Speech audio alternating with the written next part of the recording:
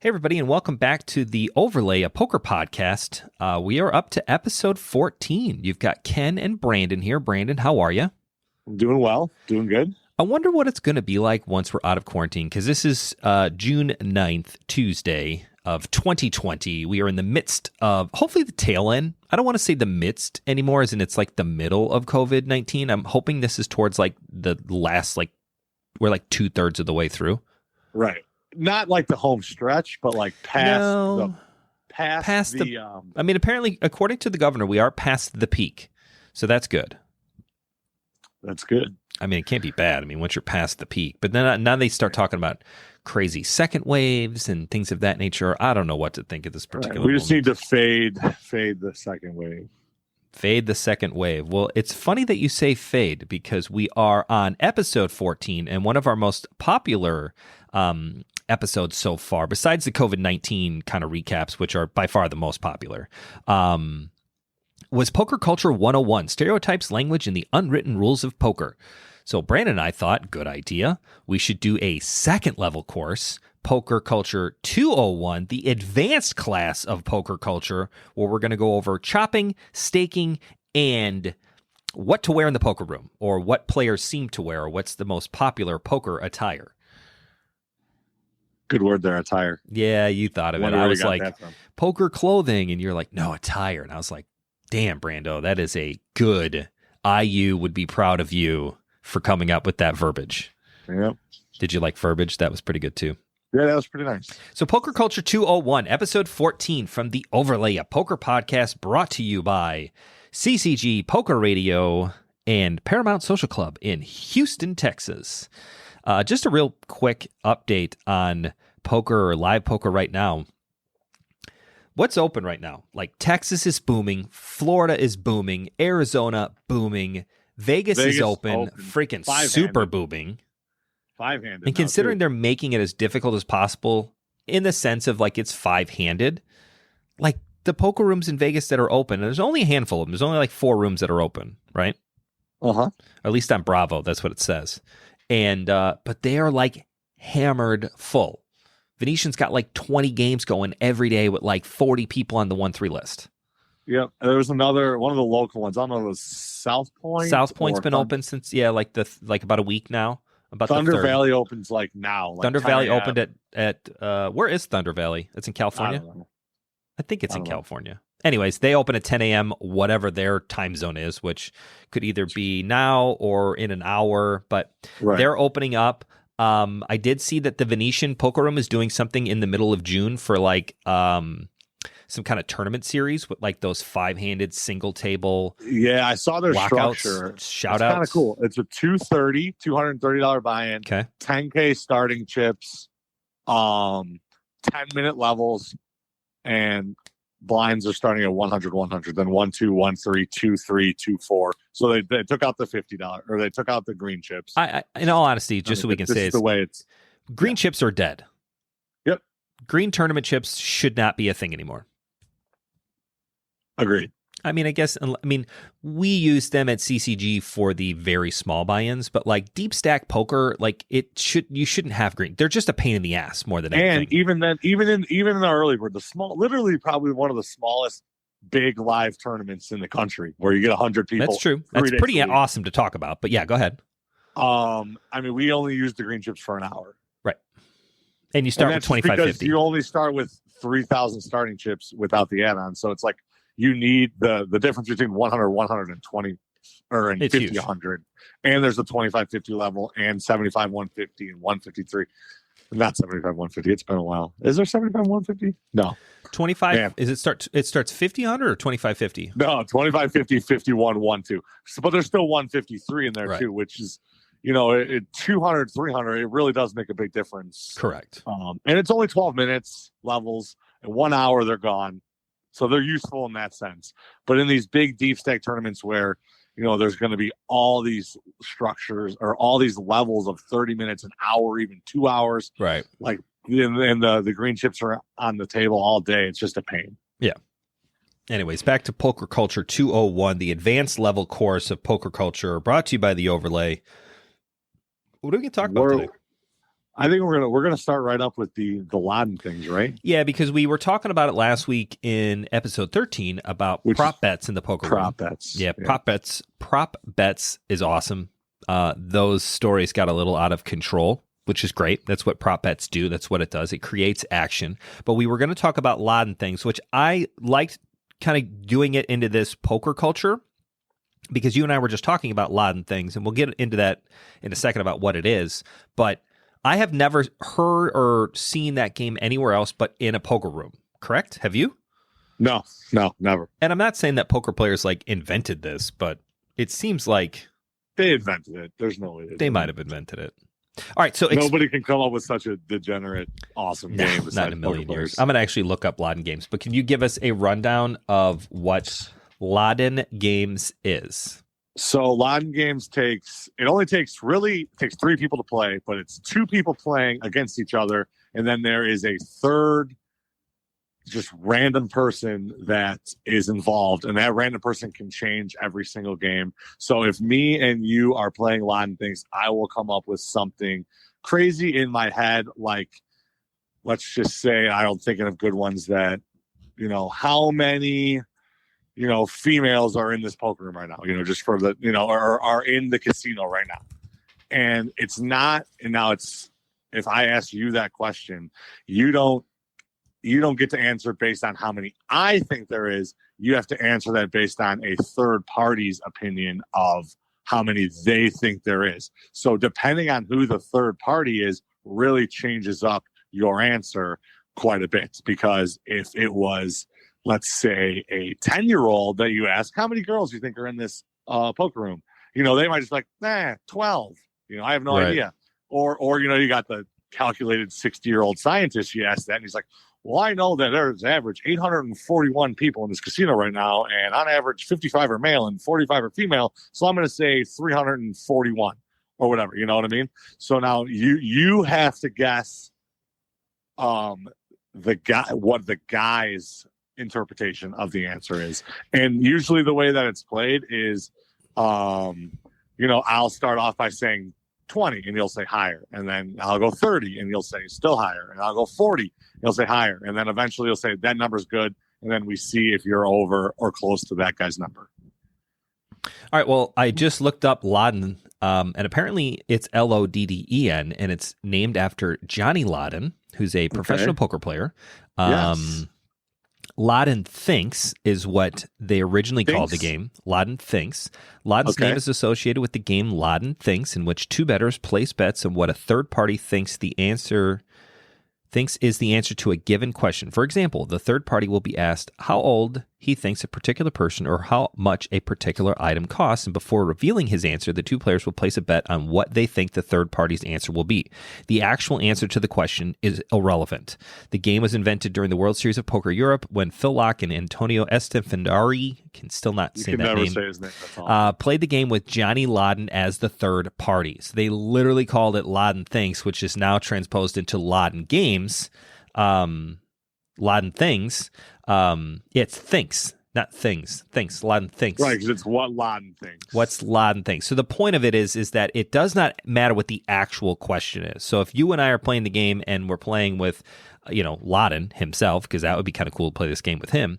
And again, you and I would try to guess what he thinks the answer is going to be, not what the actual answer is. Right. The answer. So you can be super accurate with your answer. Like, dude, I know there's 800 people in this casino. I counted them. It doesn't matter. You can say 800 and still lose the bet. Right. Because it's what the other guy thinks. Because Laden says, I think there's 2,000 people in the room. And that's the actual answer that you have to base your betting on, which is kind of fun because it's kind of goofy. It's not only do you have to think, what is the actual answer, but what do I think he thinks the answer is? So it's always fun to play this game when it's like culturally out of somebody's norm, like trying to think of something that's non-offensive, but like, I don't know, it's like asking a guy who doesn't play golf about a golf question because he has no idea. Or, for example, asking me about the game of cricket. I have no idea how to play cricket. I don't know any of the rules. I have a picture in my head of some guys wearing some goofy pads standing in front of a thing. I don't know how the game is actually played. So if you said to me, like, what's the average score of a cricket game? I don't know what it is. You know what I mean? I would just make up an arbitrary number because I have to come up with something. And that's the idea of why this game is kind of fun and very weird, because of the fact that, you're betting on what another person thinks the answer to the question is, regardless of what the actual answer is. It's bananas. And it's really fun to, like, when you alternate, like, the third parties and, you ask different people, random people at the table. It's a good way to, like, get everybody engaged.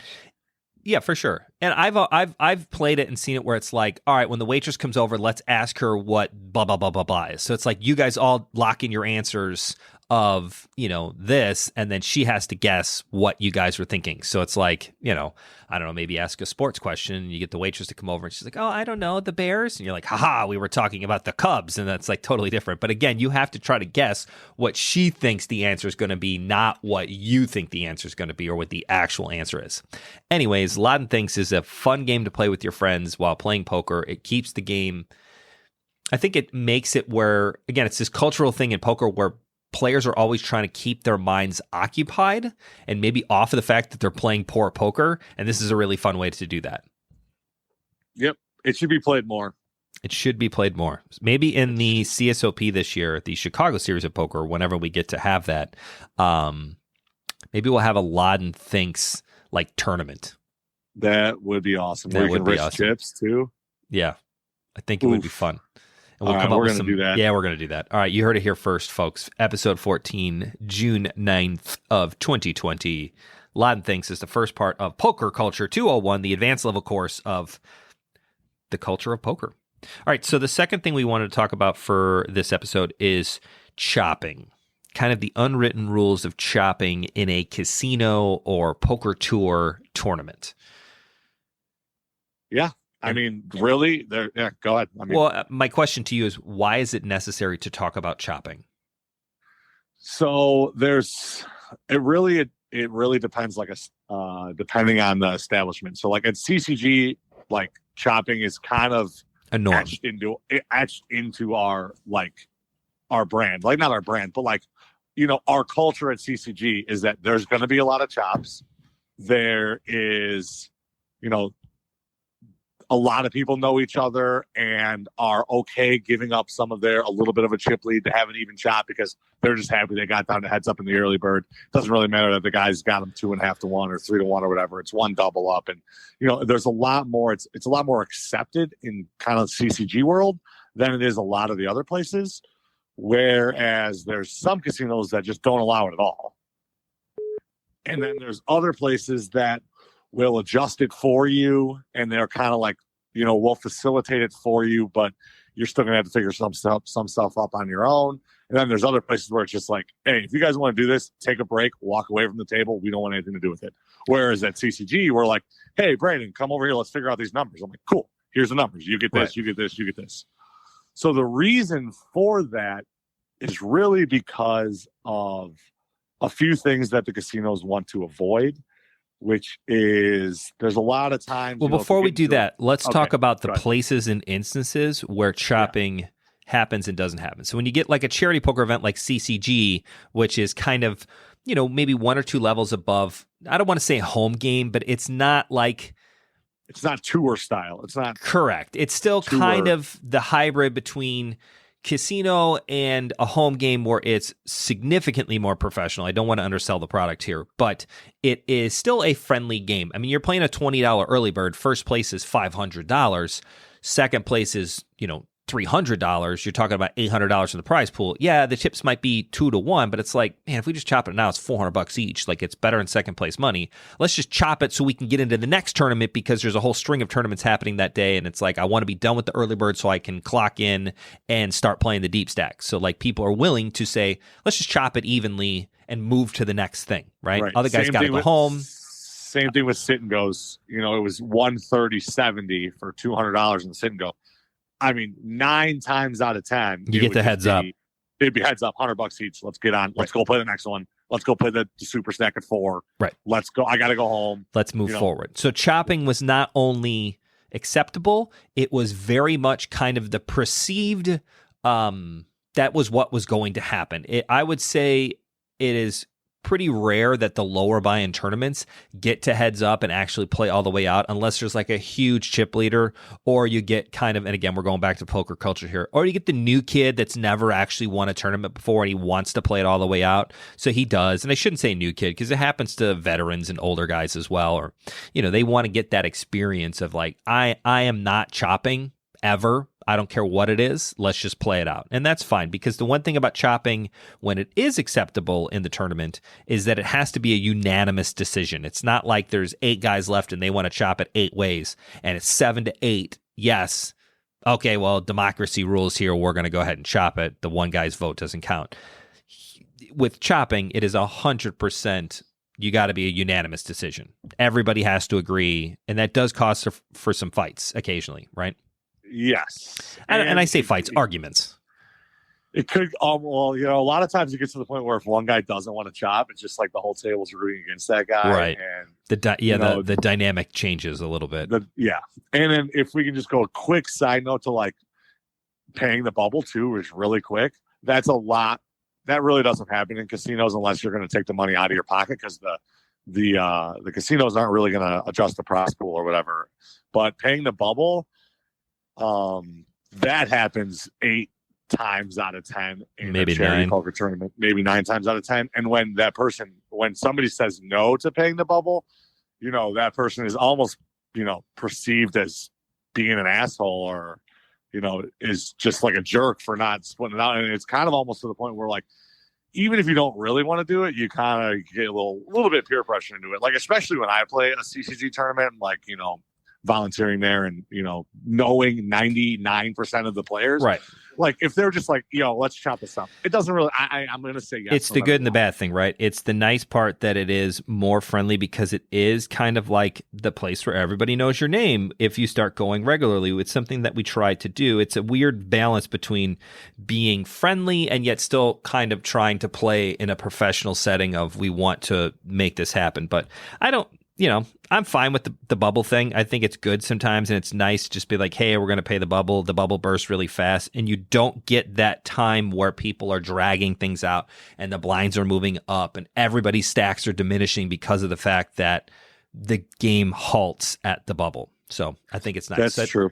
I think it's I think the bubbles should come off the bottom, though, but that's just my personal thing. Yeah, I always hate it. It always comes off the top, but it is what it is. Yeah. All right, so there's chopping where it is fully acceptable. And then you get some middle grounds where there are bigger events where it's okay. Like, does HPT do chopping? Will they allow you to chop? HPT will facilitate a chop for you, yes. I've chopped the PLO tournament. They readjust. Now, they do make it so somebody has to win the tournament so they can get the ring picture, or not the ring, whatever, the title picture and whatever you get for the HPT. And I mean, we just did the big PLO flip. I was like, whoever wins the flip, they're going to win the tournament, because we chopped it like $4,500 a piece. Just straight ways. Even chop 3 ways. Just straight 45, 45, 45, 45. We all had 6 big blinds. It's just a big gamble. Why are we why are we gambling for multiple thousands of dollars when you just chop it up? So they facilitate it all for you. But now you do have to play the tournament out. But they do, they make it so 4th place is the same as 3rd place, which is the same as 2nd place, which is the same as 1st place. So we'll get into later what happens. But I still had to get out 4th or 3rd, and then somebody got out next, and somebody got out next, and we flipped it all, and that person won the tournament, and then it was just over. Right. So they facilitate that for you. You can talk about it at the table. It is really, I mean, they're kind of more of the lax groups of the tours. Right. Now they're worried you split the points. They're worried about points, which is one of the things that tournament champions and things of that nature, play of the year points, casino champions. If you're going to qualify, and there's a little bit of funky stuff that's like, well, I can squeal my way into a chop here and then get enough points to qualify for a $10,000 cruise or a seat or something that they do. And where it gets scary at that is because as the tournament organizer or the host, they're worried about other players complaining about, well, if this guy, they should have just played it out. It gets weird because, again, on the other side of if CCG is 100% acceptable and HBT it's acceptable with some restrictions. There's some things that have to happen. You can't just stop playing. You do have to actually play in the tournament. There's some things that they won't let you do. And then from there, you go to like the WSOP, where it is not only frowned upon, it is against the rules. They do not want you to do it. You cannot talk about it at the table. You could theoretically get in trouble for it. I mean, would they ever disqualify a person for talking about chopping at WSOP I don't event? think so, but they're going to make sure that it's not. Hey, they have nothing to do with it. About. First place is $20,000. Somebody's going to walk out of here. The casino's going to only pay one person $20,000. It's not like if first and second decide to split the money.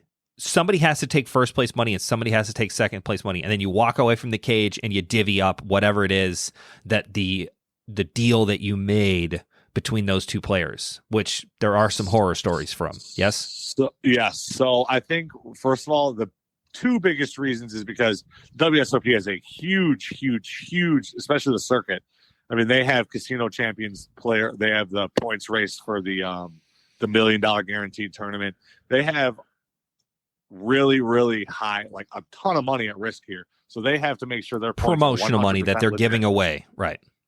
Second, almost all of these prize pools are going to be taxed, right? And massive. I mean, right. So even the small stuff, if you win, it's $16,000 and you're getting a WG2 or whatever you get when you cash a tournament for over $5,000 over the buy-in. Right. So they are trying to avoid the massive, possibilities of there being, you getting out of taxes because you're splitting. And, imagine if it's $200K to first and $100K to second, and then we split it 150 each. Well, now I'm only getting taxed on 100K and I'm getting 150K. Right. Meanwhile, the guy in first is getting taxed on 200K, but he's only getting 150K. There's big money, and all of a sudden the risks skyrocket way up than the early bird saying, all right, well, it's 500, 300, let's shop at $400. So it's really more about the money. And then obviously, because you're right, that's the exact scenario that the casino does not want to be involved in, where it's like, one, we have all these promotional items. We don't want any kind of deal making, any kind of chopping, any kind of tomfoolery with these points lists, because they're giving away cars and they're giving away, seats into $1 million guaranteed free roll, basically, is what it is. Right. And that's a lot to do, and then be like, oh, by the way, we're just going to let people go willy-nilly. Because again, if you give poker players an inch, and I am a poker player and I have been guilty of this myself, if you give them an inch, they will try to take a mile. They will try to push it as much as possible. How many times do we have the CSOP and it's just an unwritten rule for CCG? I mean, maybe it's not even an unwritten rule, that if you chop the tournament, you chop the points for the player of the year or the player of the series or the tournament of champions or whatever it is that you're doing. And we make it very, because how many times you be like, well, I'm going to take first place money, but give him first place points. And that's how they work it out. You could almost you're buying points because either the other guy doesn't care or he doesn't realize what the free roll or the advantage is of that. And it gets where it's unfair to the other player. So it's almost like you're protecting the integrity of the game. On top of, you got to worry about the tax implications of stuff because, again, one person is going to get a tax form for $200,000 and the other guy's going to get a tax form for $100,000, even though they're each getting $150K. So really, the guy who gets first place money is losing out on something because of the fact that he's paying more in taxes, or she, he or she. So a good example, the circuit at Hammond, which was one of the last ones before they cut it off. I had two buddies at the high roller final table, and my buddy Sammy needed to get first or second, or maybe he needed top three, or I think he needed top two to be the casino champion. Okay, he needed top two, and he got third. So and then Jordan was in there also, and then there was another random dude who ended up winning it, and Jordan got second. But I know that if it was possible, that Sammy would have probably squeaked out a deal to get enough points to get second place points. Right. If they chop it and everybody gets second place money, then everybody gets second place points. Or again, he would have been an advocate of doing that, right? Like, I'm willing to kind of move money around because it's more important for him to do that, which is fully understandable. But again, it's what they don't want to happen is for somebody to try to move stuff around. Want to do that. Yeah, everybody would want to try and do that too. I'll sacrifice. Here, I'll give you $4,000 extra off the top of this tournament. Just let me get second place points so I get this free $10,000 seat. Correct. I mean, it's logical. Or the casino champion, whatever that is, a car. A lot of times it's a car. Yeah. So you just don't want those opportunities to ever even have a chance to exist. Right. Chopping. It is frowned upon. In the bigger the prize pool, the less likely it is that you're going to do a chopping. And it's probably something that you shouldn't talk about at the table in general, because you're going to get a whole hush, hush, hush. No, you can't talk about that here. It's almost like... Talk about it on break. Talk about it on break if you're down to like 4, because it is something that happens. I think in both times that I've been... near the final. I mean, I always talk about my worst beat. There were 5 of us left. There were talks about chops. The deal, they didn't really care at all. This is like the first WSOP circuit event at the Horseshoe, which I think is kind of the infancy of actual circuit events in general. So it just wasn't as, I don't know. There was no like casino champion or anything like that, or series. None of that stuff existed yet. And I remember them talking about it, and they ended up, what they did was they split it, after I got busted out 5th, they split it 4 ways, and then they played it out for the ring. And that's just what it was. And you kind of know going hand in hand. Yes, you're going to get the win and the accolades of first place and the championship ring, but you're going to pay more in taxes. So it's almost like, man, if you got 4th place, you really won more money than the guy who got first, because of the way the chop works out. So it's like a reversal. You also hear some horror stories where they do the exact opposite, where, there's 3 guys left. They decide to say, hey, we're going to play it out. And 3rd place is going to take first place money. Is that kind of the way it goes? Or they'll play for the tax, or how does that work? Yeah, they leave extra and then play. They leave extra, or they reverse it. So that way, maybe it's to where like, it's just under the threshold to pay taxes. And again, so they'll make it so 2nd and 3rd get more monies, but then they have to pay taxes and get less. And 1st place gets a less prize, but then there's no tax for him. So in theory, he makes the most money. Right. And then where it gets weird is because of these backdoor deals, and they're not sanctioned by the casino itself. The problem that comes in is like if you're standing there and you get 3rd place and you get 3rd place money, but you're really supposed to get more because you chopped it evenly 3 ways, you got to wait for 1st place to get paid out and then get paid from him, right? Because like really, yeah, and there is that horror story. I mean, in LA, I think it's LA or Vegas, where they were like, $86K to 1st, $50K to 2nd, and $28K to 3rd, and they're like, all right, chop it up, 49,000 each or 50,000 each, whatever it is. Yeah. And then third place got out, 2nd place got out, 1st place wins the tournament. Says security gets paid $80,000, right? And just bolts. Here's the thing. I mean, it's a verbal contract, yes, and I mean, I took a law class in college, and verbal contracts are binding in some circumstances, but like proving that in the court and like getting that to withhold as like a verbally binding contract, pretty difficult. It's really not. It's not easy. It's not easy, especially I think that man was like from a different country, and I mean he gone and he's in China, so good luck. There's no extradition there. So that's one of the horror stories of, even if you're going to do a backdoor deal where you agree upon it on break, the casino has no enforcement. Like, this gentleman won the tournament. However, you guys threw it because you wanted to be over with and agreed on a deal. That's on you guys. Right. That's why they don't take any part in it. All right. Well, that's enough on chopping. That's a pretty good, discussion on why and the hows of what chopping means in, poker in general. All right. So I think, really quick, I think a general rule, guys, for especially new people, if you want to chop it, mention it once. If somebody is vehemently against it, or if it just gets brushed away or nobody responds, take a break and just, that's it. You brought it up to the table. They didn't bite, try again in 2 hours. Right. Because I think one of the worst things you can do is, come on, guys, let's just chop it up. Come on, guys, I got to go. Come on, guys, this is good money. Like, just pestering, it just makes people not want to chop even more. Right. Just, if you want to chop, propose it. If somebody denies it, keep playing. Yeah, it's kind of like hitting on a guy or a girl at a bar. If you just keep pestering them, at some point, it's never going to get better. Like, your chances of getting that phone number is never going to be better than the first time you ask. Because the second time, it's going to be less likely. The third time, even less likely. Fourth time, you're just shooting in the wind here. Right. You're not really getting close at all. Wait 2 hours, maybe they're really drunk and they'll give it to you. It's the same thing. Wait 2 hours, maybe the guy who was a chip leader is a short stack now, and he'll say, okay. Oh, how the tables have turned. Yes. All right. Part 3. I forgot what it is. You're the one with the outline over here. I do have an outline. Stake horsing. what is it? How does it work? And what are some of the terminology that people use?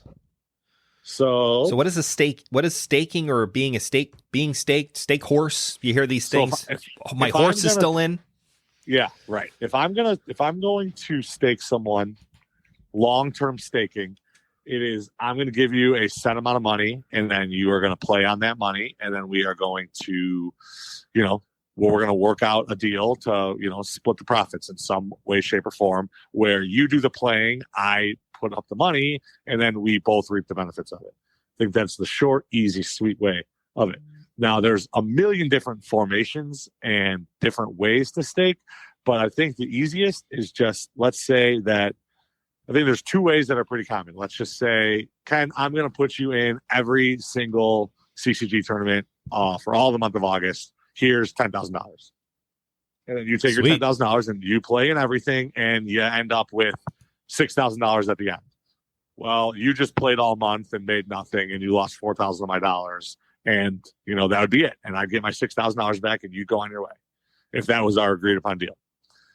Then, there's another way where I am going to give you $10,000 and you got $18,000 at the end of the month. Well, then I'd get my $10,000 back, and then, we would probably just have it split. You'd get 4,000 profit and I'd get 4,000 profit.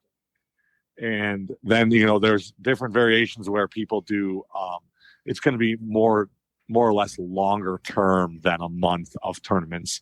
But, people do, like tailored stakes where it's tiered. It's tiered where, the first 100% profit is 50-50. And then the next 100% is 55-45 to the player. And then the next is 60-40. So it gives the guy some incentive to A, stay with you after they're making money on their own, and right. B, to make more money. Like, you need some incentive that if they're going to crush for me, like that they're going to eventually work their way up to getting, I've had it all the way up to where if they hit a certain threshold, they're going to make 75%. It's going to go up to 75-25. And then it drops back down if they have a loser and blah, blah, blah, blah, blah.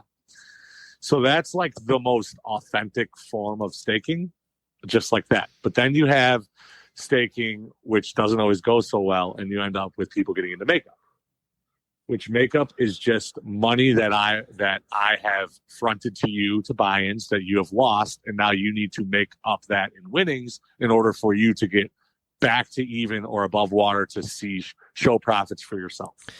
And where that gets tricky and sticky and not so much fun is if you are $20,000 in makeup and you win a $1,000 tournament and you win $25,000 in prize money. Let's just leave the tax equation side of it, right? That's just too much math. But theoretically on the $25,000 winner, if you're staking and there's no makeup, then I would get, if me being the stake horse, you being the player, I would get my $1,000 back. We're down to $24,000. Then you and I would split 50-50 the $24,000, right? Yes. Now, if you add makeup into the equation, meaning not, it's not the $1,000 that you've got, $5,000. You played 5 previous $1,000 tournaments that you were upside down on. Now you're into me for $6,000 in, I'm air quoting, makeup, which means now you've got $25,000 winner. You take out the $6,000 in the tournament buy-in and the old tournament buy-ins that you owe me for. Now you're at whatever that number is, 19,000, and then we're splitting the 19,000 50-50. Those are the better numbers. The problem is that if a player keeps playing and doesn't cash, and that makeup number builds, meaning he plays 10 $1,000 tournaments, you are now into your backer, right, for $10,000.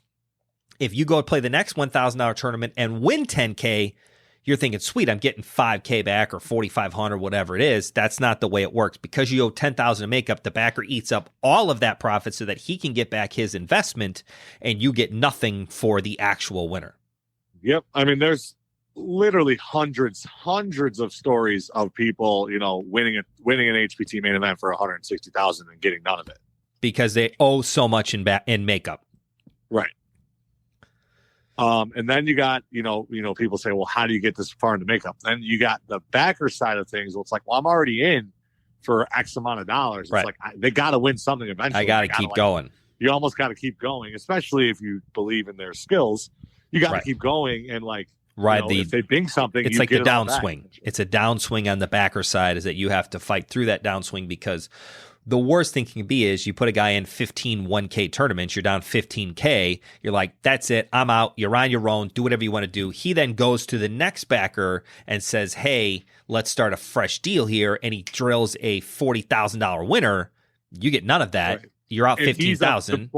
Both guys are up 20K, and Correct. You're the one that's down. You got nothing. So, I mean, people get into makeup on this professional side of poker because of the fact that they, you're just in so many tournaments. I mean, you do so, especially in a series when there's dailies and nightlies and big events and little events. I mean, there's so many events going on every and re-entries. And you're there for 10 days. I mean, yeah, you can run up a pretty hefty bill, and you draw one nice winner. You really broke even for the event, and it's like, well, I got nothing to show for that.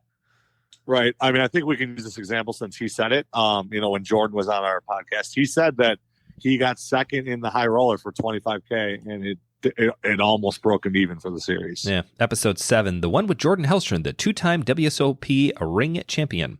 And he said sometimes that he was at Potawatomi, and because he played in so many events and so many re-entries and so many things, that the winner from the PLO event that he won ended up getting eaten up by the rest of it, and him and the backer broke about even for that series. But that's kind of one of those things that, like, they're pressing because they're up, right? And you're trying to hit a really big score, and we've all done it.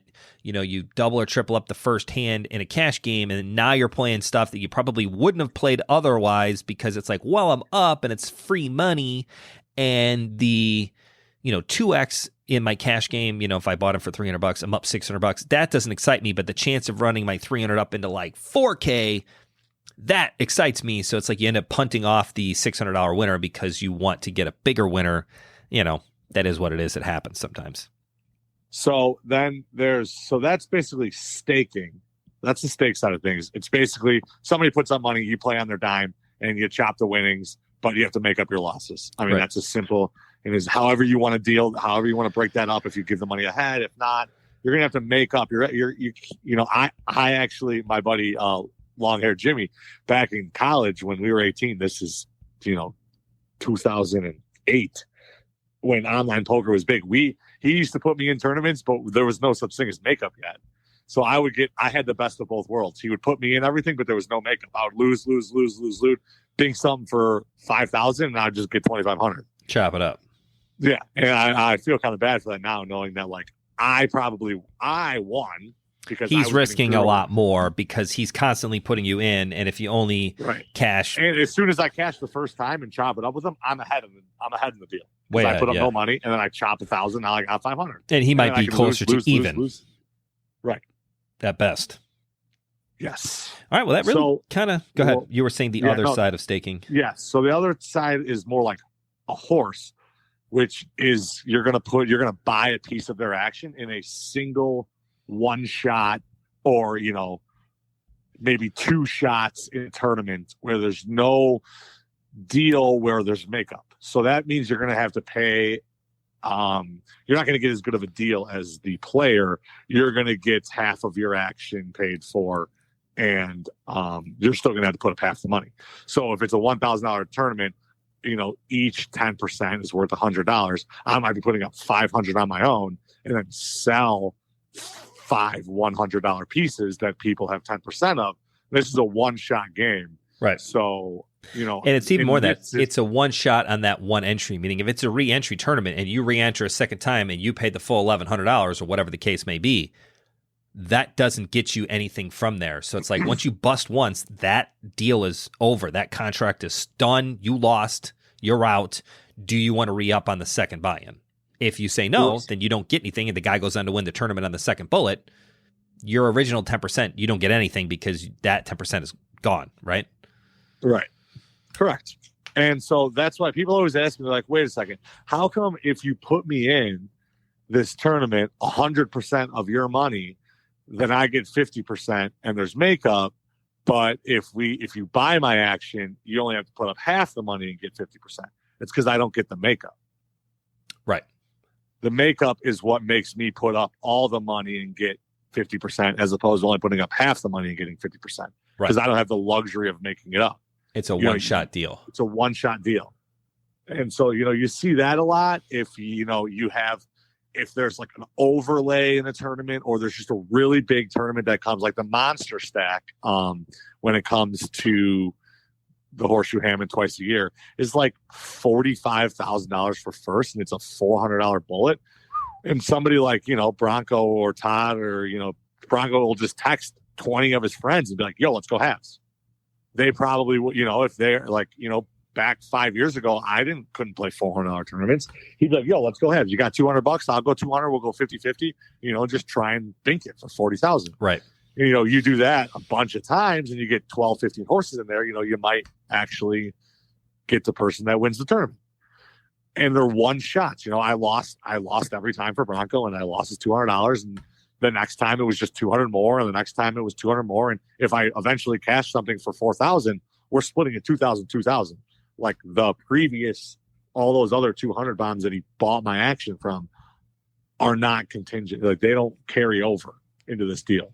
So that's really the main difference between buying a horse's action and staking somebody. Now let's go one step deeper here. This might be poker culture level 300 because we're going with the college courses and it's beginner, intermediate, and advanced. If we're in intermediate stage right now, that kind of middle class, it's like difficult economic classes, but I'm not completely lost yet. What happens when players want to sell their action at a different rate than 1-to-1? Can you explain that one really fast? Because like some people think that they're better and have a better advantage, so they want to sell their action at an upgrade or at a, what's the word I'm looking for? Markup. Markup. Thank you. Markup. So go over markup for us. Right. So this is basically saying I'm going to go to the WSOP and play the $10,000 main event, and I'm going to sell 50% of my action. So in normal relative terms, 50% of would be, $5,000 worth of action I'm going to sell. Right. However, I want to sell that 5 $1,000 pieces, 50 $100 pieces. However, I can get that sold. And I'll come up with my 5,000 on my own, and then have a bunch of shareholders that have other pieces of my action, or almost like company in this sense. You're selling shares of yourself at even money, meaning if there's 10,000 shares to sell and each one's worth $1, we'll make it very simple. It's the World Series main event, and I sell 5,000 shares. It means I'm going to pay $10,000 to get in the tournament. I'm already getting $5,000 back, but I'm giving up half of my action, half of whatever I win. If I win nothing, you get nothing. If I win 10,000, then everybody's going to get their money back, But I'm only paying 5,000 into the tournament, and I'm giving up 50% of my action. Markup is defined by there's 10,000 shares, but those shares are not going for $1 each. They're going for $1.20. $1.50. So you would collect $6,000 and only give up 50%. That was really fast math on the $1.20. That was good. Yeah. Well, that's like a common. Yeah, so the ups and downs with a markup is that you can say, well, somebody can sell 100% of their action, have $0 invested in themselves, get to play a $10,000 tournament, and make $2,000. Right. It's almost like they're not getting anything at a winner. They could almost just punt, lose, just make it look good for the backers, throw the fight, so to speak, and then they make $2K for just goofing off in a tournament for 5 hours. And what kind of backer is going to want action on somebody who doesn't have anything invested in himself? Imagine buying stock in Apple. It's like a Ponzi scheme is what Apple it is. Doesn't really care if they make profits or not. That's stupid. So now they have a lot of, all these guys that are selling at markup are, outlining how much they're going to sell, how much is left, what's sold, so that there's transparency. Well, a perfect example is Daniel Negreanu sold shares to himself he had like a high roller package, a middle package, and a low stakes package, and he played a bunch of different stuff. And obviously he doesn't need the money to do it. He did it to try to create, more action for players that are not playing in the tournament, which is super fun. I think you and I all bought some of it, right? Oh, we tried to. It got sold out. I bought all of them. Tried to buy all the shares I could, and they sold out really fast. Yeah, obviously, he's one of the best tournament poker players of all time. He can rightfully sell at a markup. So he sold at a markup that really he didn't need to do. He's going to play in most of those events anyways. It's not like a middle grade guy who's like, well, I'm going to play in more events if I sell off more shares, and I'm going to take the money that I'm investing, that I'm getting invested in myself at the markup, that profit that they keep for just doing the markup. They're going to invest it into other events. That kind of gets to be a weird black hole of, well, how much is a player's advantage in a tournament? Even though it's a skilled game, it's still a lot of variation, a lot of variables, and kind of crazy place to be in. It is, and that's really quickly without going down this rabbit hole. First of all, markup was initially brought to existence for people to cover their travel expense for the expenses of the tournament. Like, makes sense. Right? If I'm going to fly to Vegas to play this 10K tournament, like, you guys should be, you're investing in me, like, pony up your portion. In all honesty, if you were selling it at $1.20 a share in a $10,000 tournament, it's probably going to cost you about $2K to go to Vegas for a week, eat, stay, flights. A very minimal amount of like hourly work that you're putting in, because again, the person is putting in the work to do it. I can't be a part of that if I don't, right? Like, it's unfair for him to have to, like, if you're running it like a company, there's employment costs. Like, that guy's your only employee. You got to pay him something for being there. It's probably the equivalent of like a bad factory job making fake Nikes for pennies, but still they want to do it. So it's the end game that they want. But staking, horsing, markups, lots of different words there, lots of different stuff going on, probably getting pretty deep into the poker world if you're starting to do those things and talk about those things. Like, you get a guy like me, like my idea of winning the World Series of Poker is a pretty far-fetched dream. It's about as likely as me winning the U.S. Open. I mean, it's not that bad, but pretty close. I would be more along the lines of like, hey, I want to stake a new up-and-coming player and try to help them out and benefit by putting my money or investing in this player and try to get a winner here by them banking off a big tournament. So last thing about, you say, how much is their advantage really worth? Helmuth sold like shares at like what? I think it was 1.8. Yeah, I want to say 1.8. Or it might, I think 1.8 ish, and which is astronomical. It's crazy. It is, but he's the most winningest player in the WSOP of all time. Not only that, this is America, and this is what you and me, as having economic majors, realizes is it's worth what people are willing to pay for it. Correct. So like, it doesn't really matter. Like, he could be quote unquote ripping them off. If it was such a rip off to the entire market, buy it. Of 100% of the people, then nobody would buy it. So clearly it's not a 100% ripoff to the small portion of the population that is willing to pay 1.8. Right. Therefore, it is a perfectly free market and a perfectly standard price. Yep. And sometimes that's crazy because, like, if you think about a brand new Ferrari costs $300,000. If you ask me, what would I rather have, a Ferrari or a house? I'd take a house. But to the guy who's got, it's just different values, right? Maybe he thinks, you know what? No, I'd rather have the Ferrari, so I'm going to buy that one. My dad always says, buy a nice car. You can always sleep in it. If you buy a nice house, you're just stuck there. That's good. Yeah, it's long ballisms. All right, very last thing, because we're running out of time quickly, is poker attire. I want to go over a little bit about things that people wear in a poker room and kind of how that goes, because I feel like when you see people, especially the grinders, like they got a whole bag of like tricks in there to like get them through the day. So what is the average pro WSOP player got in his backpack? What's he wearing? What's he doing? So number one thing is some sort of hoodie. Yep. And that is because poker rooms are cold. And especially if you're playing in Vegas or like California, Arctic. It is 98 degrees outside and you have a hoodie in your backpack because it is 62 in the casino. Yeah. So, you can show up in shorts and a t-shirt, but if you're going to sit in a room for 18 hours or 16 hours and play, you're going to get cold at some point. You know the guy's a rube and he's a sucker at the table if he shows up in flip-flops, board shorts, and like a tank top to play in a tournament. Either he's putting on a show for you, or he's never played a tournament before because he knows damn well you're going to be cold here in about an hour and a half. Right. Well, he never makes it to the cold part. Right. Yeah, maybe that's it. He's played so many of these he's never gotten in. All right, so hoodie. Number one, 100%. Every good poker player has a hoodie available to them while playing poker. Yes. Number two, I mean, I guess it's really headphones these days. Yeah.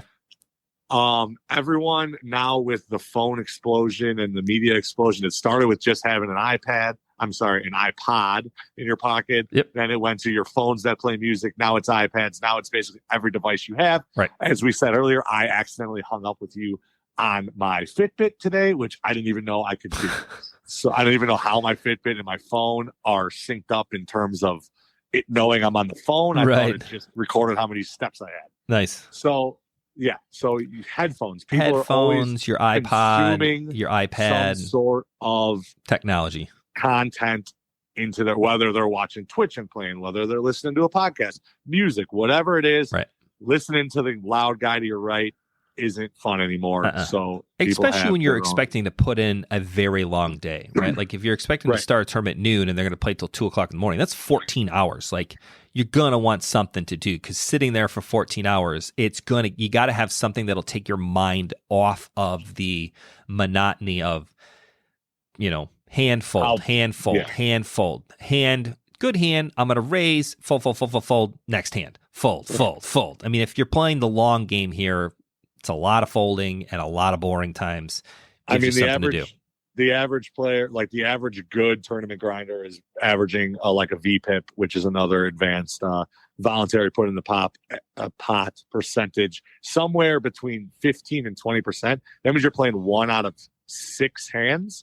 And then if you say you're playing the one of your 2 blinds because it's good enough to play, that's 2 hands in orbit. Right. And you're only getting in an orbit every 80% of the time you're not doing anything. Right. So 80% of the time you are not involved. Maybe a little I'm sure bit you less, can be gobbling up people's tells and information and watching people play, but like you could do that and still listen to music at the same time because you're just watching people. Correct. All right. What else we got? We got hoodies. We got technology, which includes headphones. Yeah, I think, sunglasses are another big one. That's just basically a simple one. Are you a sunglass wearer? Do you wear sunglasses when you play? Never. I don't either. I don't see very well, so I need to have my glasses. I do have an own prescription sunglasses, but sometimes it's dark, and I have definitely played in my earlier days when I was wearing contacts and trying to wear sunglasses because that's just what we thought we were supposed to do in 2000 and everybody playing full tilt, that I have definitely misread boards because I was, I didn't want to do the double check or really look at the board because I didn't want to give away what and as it turned out, I didn't have what I thought I had, and then I lost a bunch that I probably should have looked. But sunglasses are definitely a big thing of poker tire and what players are wearing in a room. I'm more of covering up my face with my hoodie more so than if I'm going to ever hide my facial emotions or, put something covered over my face, it's probably going to just be my hoodie. Right. I don't really think my eyes and maybe I have a tell, but I'm sure everybody does. But, I don't think covering up my eyes with sunglasses is going to help me that much. The other funny thing I always find is I like to sit in the 1 and the 9 seat next to the dealer because I feel like I can hide from half of the table. I shrink back behind the dealer. Yeah, you do that. I do. I use it a lot to my advantage. It's funny because I love playing the 1 and the 9 seat. If I have a spot that I can choose, it's the 9 seat because I feel like you can see all of the action coming into you. The 1 seat, you have more difficulty seeing the action come to you because you're blind from 9, 8, and 7, whereas the players after me, if I'm sitting in the 9 seat, the 1, 2, and 3 seat are after my action. I'm less likely to care or watch what they're doing. I'm really more watching the incoming action. Does that make sense? It does, because you're looking at 6, 7, and 8 coming into you as opposed to 7. I'm missing 9. I'm missing that. What else do we have in poker tire? Let's do some funny poker tire stuff just in general. You got all of the other stuff like snacks, and guys got water bottles, like big giant jugs, like they're going out into the Sahara Desert. And I'm like, bro, why do you have so much water with you? It's a freaking 2-gallon jug. I don't even know what they're doing. But you get battery packs and cords and, hey man, can I borrow your this? And wireless chargers. Well, yeah, wireless chargers. And then you always get the funny guy who's trying to find a wall plug to charge his phone. He's running back and forth between the table and his phone. Yep. That's always a good experience. It's also crazy when you think about wireless headphones now because before you just had to worry about your phone dying, and now you have to worry about your phone and your headphones dying. Right. I think Todd at the circuit had literally, no joke, 12 to 15 wireless chargers in his bag. Just trying to jump a car battery with how much stuff he's got. Yeah. And then you got people that, you got the prepared woman or man or whoever that's prepared and has Advil and Tylenol and cough drops. Lip gloss. And chapstick Kleenexes, is probably more. Yeah. Chapstick. Hand sanitizer. Probably Right. more apt that people are going to have that now, but definitely something it is. Do you ever feel like you're giving away too much information by busting out what you have in your bag? You're a book bag guy. I'm a satchel guy. A little bit. I usually have everything I ever need in my backpack at all times, but I don't really bust it out too much unless I you know who did that? It's so funny you say that because he just texted me while I was on the phone with you during this podcast. Mike Byrne. I came up to him and we ate the buffet at the Horseshoe, and I came down afterward. I had something stuck in my teeth, and I was like, "Hey, do you have one of those those floss pick dental picks?" Yeah. Do. He's like, "I do actually," and he's like, "Yikes!" He's like, "Next time, text me." He's like, "Don't let people know I have that in my bag." He's like, "A, everyone's going to be asking me for it, and B, everyone's going to know I'm coming prepared." Right, and you should be aware of the player who comes because he knows he's going to come for a long time, especially cash game. You know, those guys got cash in their bags as well. So it's like a crazy thing. What I always get nervous about is like a guy who's playing on his phone, his tablet, and a second tablet with headphones and playing in a 2-5 PLO game. Like, you should be wary of that player. Like, they are versus the guy who's like reading a book. Right. Book guys, you don't have to worry about. Yeah. Book guys, I'm a book guy. I bring my Kindle to it and I'll read on my Kindle. The book is a little tougher because it's like I can't fold and unfold it, but like a Kindle, I can easily read. And I do find that that's part of the benefit for me to playing in a long tournament like that, is that I do get to spend some time to do it. Although I would say 60 to 70% of the time that I am playing in a tournament and I bring this bag full of crap, snacks, protein bars, drinks, gum, whatever, and I literally don't use any of it. I like drag this damn bag around, have them go through it at security where they're like, "Man, why do you have all this shit in this satchel?" And I'm always like, "Indiana Jones carried a satchel. It's good enough for me." That's what I always do. It's basically it's a man purse. I carry a man purse, but I like to call it a satchel because Indiana Jones wore a satchel. There is times where you're like, "Go in my bag and get this for me" at CCG, and I go in there and I'm just like, who has all this crap in their bag? Yeah, I have to clean it out every once in a while. Yeah, I was like, I think I'm prepared. I got like a stick of gum, $1,000, my headphones, and a wireless charger. And I'm like, man, I got everything I could ever need. Right. And you just like, I got backup chargers. I got my fidget spinner. I do like fidget spinners. I'm always worried about having something to play with. And I always bring a chip protector, like a card protector, like something like whatever, like the week before the WSOP here in February, my kids and I were putting together like Star Wars Legos. Like I was buying them and we were putting them together, and it was a super fun thing we did. And my daughter Sawyer really likes R2-D2. So I like brought this little R2-D2 figurine that her and I made together. I mean, it's like 3 pieces, but whatever. Like it was just like I brought that with me with the intention of using it as a card protector or like putting it up on my chip stack to give me some good vibes. I never busted it out. And then I have like a little fidget cube, which I love.